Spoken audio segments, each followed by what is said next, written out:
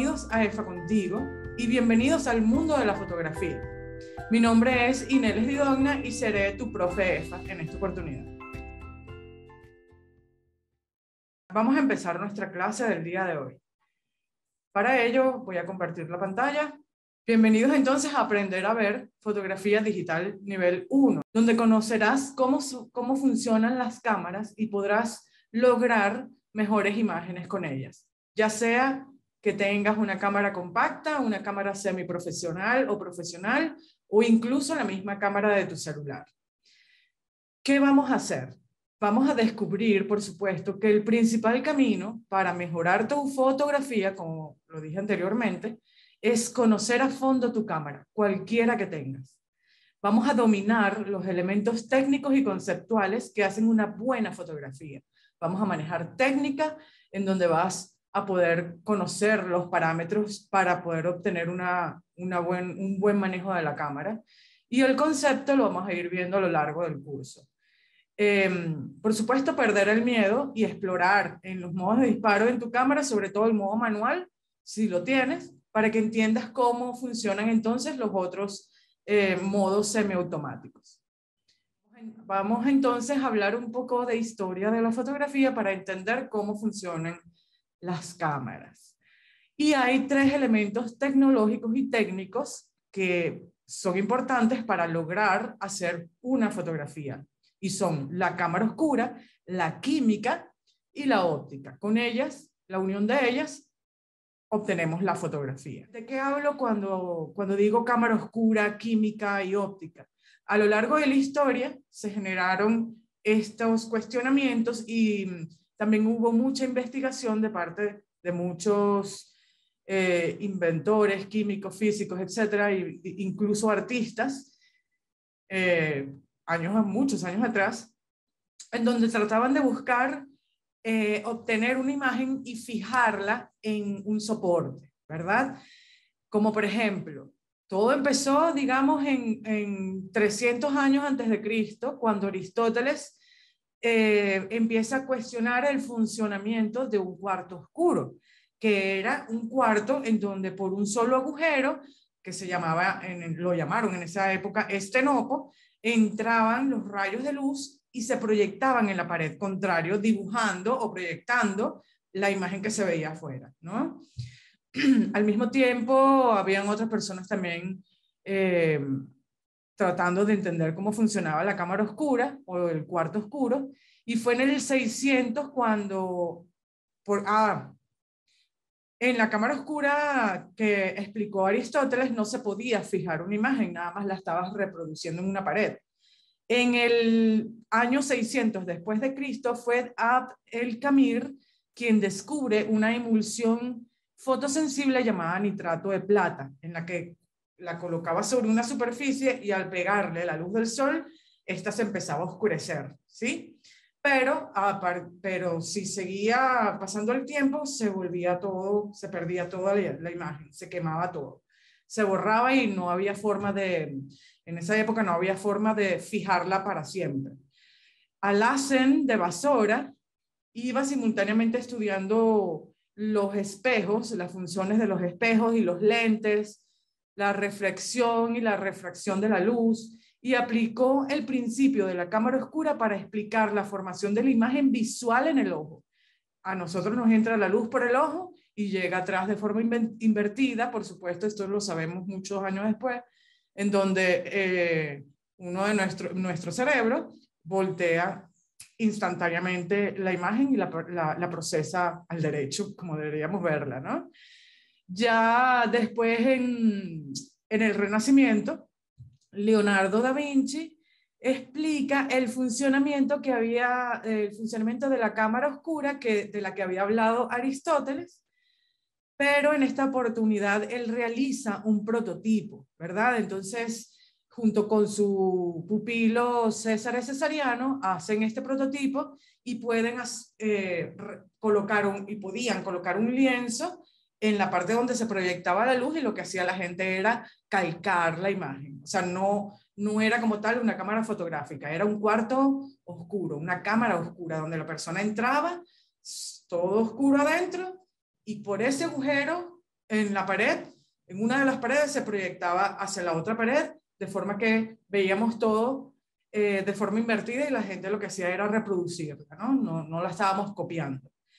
En 1590, Hans Janssen, junto a su hijo, porque los dos estaban investigando sobre cómo crear un microscopio, ¿verdad? Consiguieron crear lentes de aumento y por supuesto esto ayudó muchísimo a la óptica para para las personas con visiones defectuosas, ¿no? Y esto también es importante porque la óptica forma parte de la cámara fotográfica. Ya en 1550, Girolamo Cardano reemplaza esta habitación que era el cuarto oscuro, la reemplaza por una caja, por supuesto mucho más pequeño, a la que se le insertaba un lente esmerilado y se proyectaba atrás, ¿no? Entonces, claro, tú podías ir con esta caja, ya digamos que era del tamaño donde una persona podía entrar, le colocaban rueditas y podíamos, era como portátil, ¿no? Y en donde la colocaran, ahí se calcaba la imagen, adentro de la persona. En un lienzo, por supuesto. No estábamos fijando la imagen directo haciendo fotografías. Hasta ahora no se ha llegado a eso. Juan Bautista de la Porta crea una cámara mucho más portátil, una cámara oscura más portátil, a la que le incluye un tubo con un lente y permite obtener una imagen más natural. O sea, era como más nítida. Se lograba ver de forma más nítida. Después, Danielo Barbaro, en 1568, agregó a la cámara oscura los diafragmas, que son un hueco, digámoslo de esa forma, que era pequeño o grande. Este sería uno grande y habían otros que eran mucho más pequeñitos, ¿no? De forma que con estas diferentes aperturas, él podía obtener una imagen, por supuesto, mucho más nítida si se iba, por ejemplo, a hacer un paisaje o un retrato, ¿no?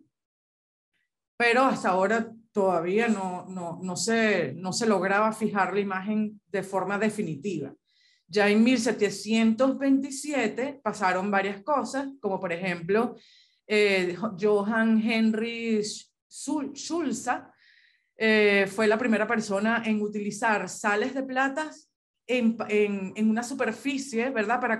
Para conservar la imagen que ofrecía la luz. Sin embargo, si le seguía pegando luz a estas imágenes, se desvanecían. Thomas Wedgwood coloca una placa de nitrato de plata en el interior de una cámara oscura. ¿Ves? Aquel lo hizo sin la cámara oscura y este lo hace en una cámara oscura, en donde la imagen quedaba impresa y porque fue expuesta a la luz, ¿no? Pero a lo largo del tiempo, si le caía algún tipo de luz, esta imagen se desvanecía también. En 1806, William Wollaston patenta lo que es la cámara lúcida, que es como unos dos lentes o varios lentes en un palito, sostenidos por un palito, donde hacían que el artista que está dibujando o calcando viera la imagen que tenía de frente proyectada en donde tenía el papel. Y era súper divertida y de hecho mucha gente lo utiliza, muchos artistas lo utilizan actualmente. En 1826 nace la heliografía de la mano de Joseph Nicéphore Niepce y logra imprimir ya en un material de forma estable una fotografía.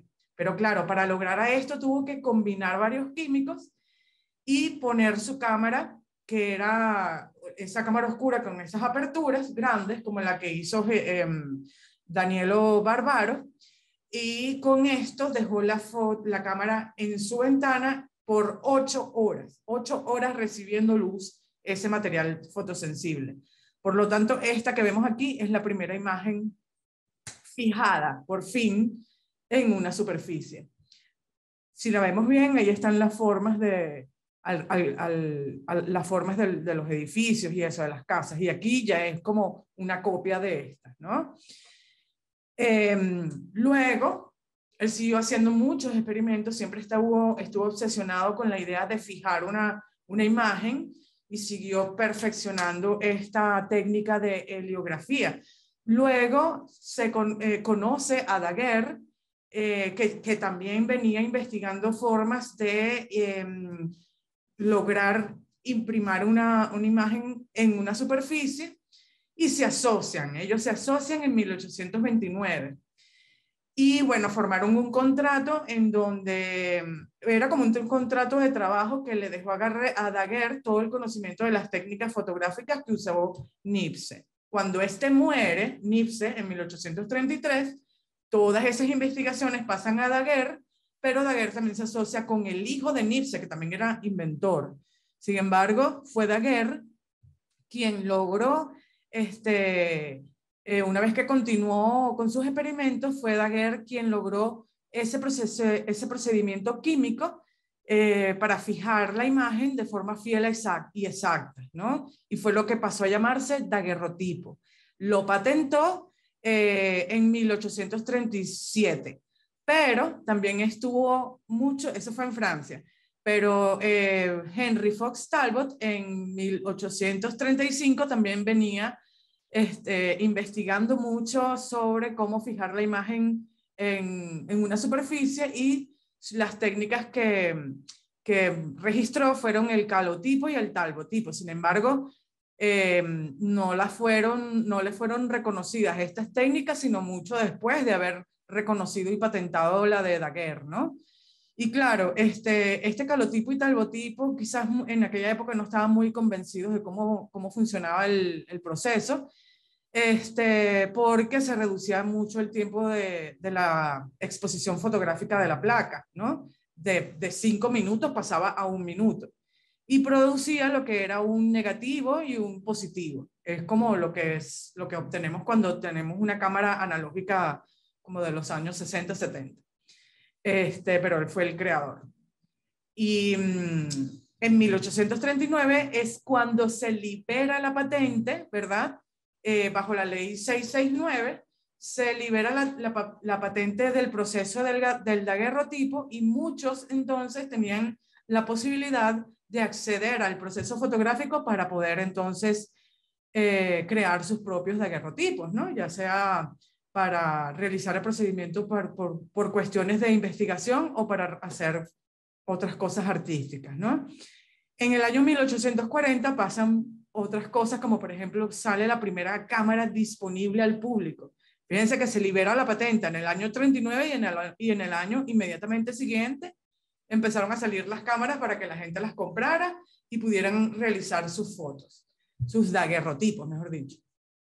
Pero la primera, digamos, fotografía creada después de registrarse, por supuesto, el daguerrotipo, fue una que hizo Hippolyte Bayard en forma de protesta de que no le reconocieron su procedimiento, sino a Daguerre, ¿no? Y de hecho se llama Autorretrato de un hombre ahogado, también realizada en 1840. En el 43, 3 años más tarde, el proceso de crear el daguerrotipo era muy caro. Tenías que comprar químicos, la cámara, las placas, todo esto.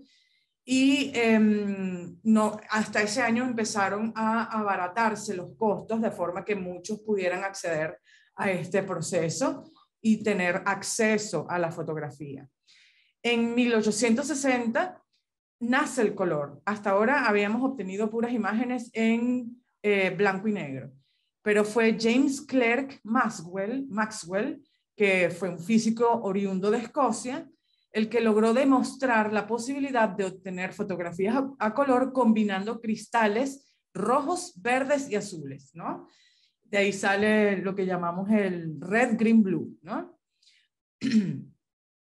Luego, en 1888, George Eastman monta su fábrica llamada Kodak, su empresa llamada Kodak, en la cual se hace pionero en la producción y venta de carretes a base de nitrato de celulosa para la mayor reproducción de la fotografía, y también inventa una máquina fotográfica llamada Kodak, que revoluciona al mundo de la imagen, ¿no? Entonces, era una cámara fotográfica grande, pero tenías la posibilidad, como esta que está aquí, si se nota, y tenías que utilizar el rollo, era todo un negocio.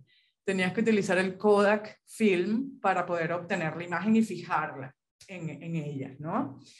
El color se perfecciona ya en 1906, fíjense que pasaron muchos años, y fue, por supuesto, los hermanos Lumière los que perfeccionaron ese método de lograr el color, y ahí empezó, por supuesto, a producirse los negativos, o sea, los inventos para obtener el negativo en color, pero se logró fue en 1935 por la Kodak en Estados Unidos y Agfa en Alemania. Y era, por supuesto, una película que era muy viable para capturar el color.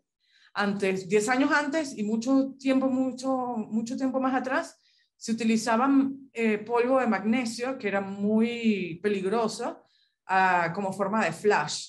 De hecho, en las películas muestran mucho que hay una persona atrás del fotógrafo sosteniendo esa montañita de polvo que estallaba y dejaba esa sustancia en el aire que era peligrosa. En 1925 sale el flash por la General Electric Searchlight y crea este bombillo que lograba un destello muy largo, muy fuerte, muy brillante,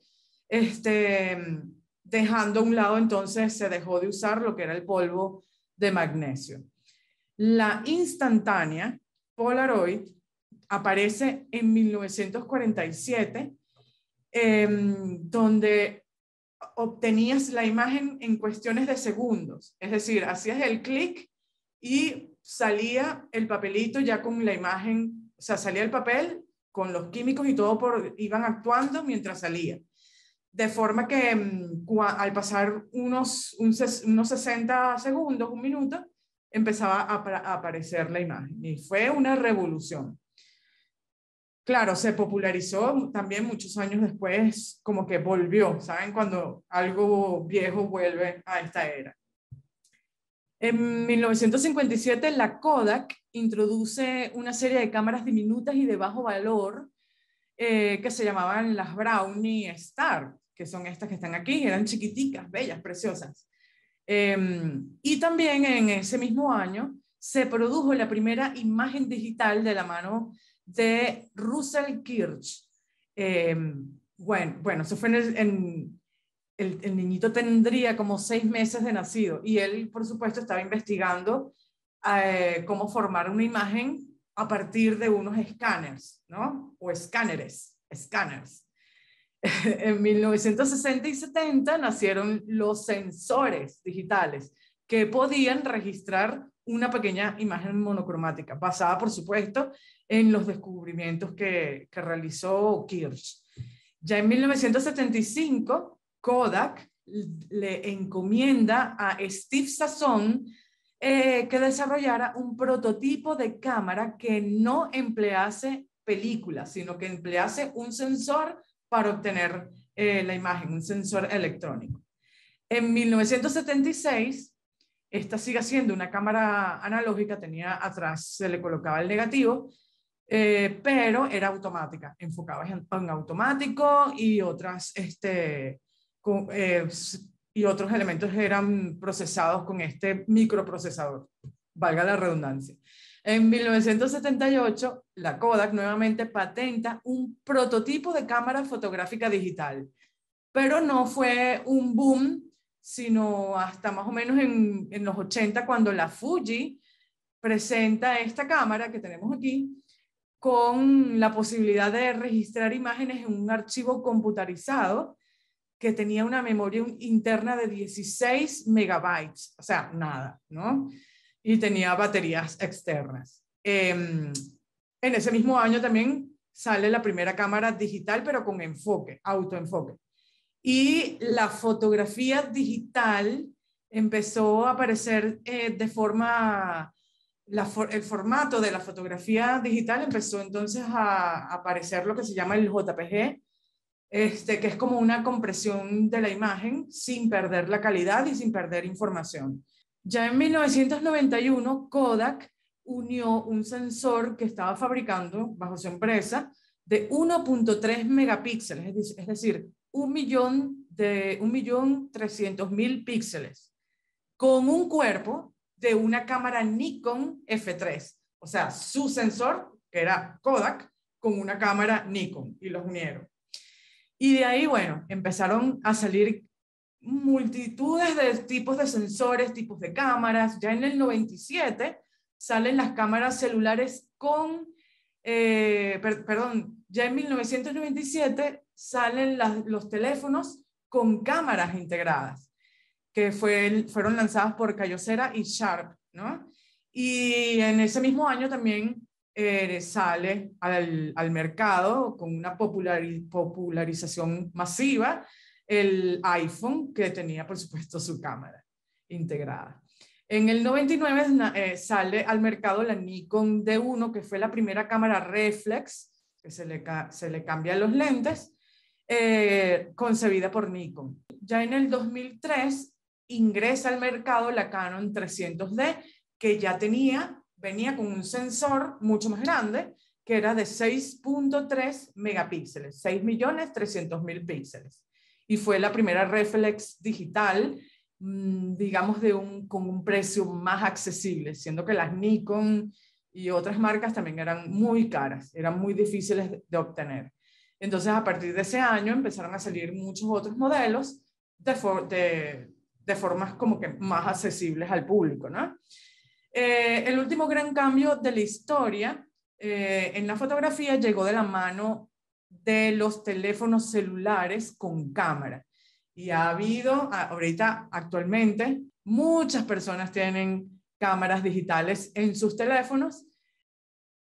Para entender qué es la fotografía y cómo es eso de cómo funciona una cámara. Entendamos primero qué es la fotografía. Como ya vimos en la historia, se trató de fijar esa imagen hasta que por fin se logró obtener una imagen en una superficie. Pero de forma técnica, la fotografía es obtener una imagen fijada en medios sensibles a la luz, igual que con la cámara oscura cuando ya se le integró el material fotosensible que era la placa, ¿no? Actualmente nuestro material fotosensible es el sensor digital, que es donde va a quedar registrada nuestra imagen. Y aquí lo tenemos. Son unos pequeños, es una nanotecnología, digámoslo de esa forma, donde queda registrada la imagen. Anteriormente eran los negativos así y mucho más atrás las placas.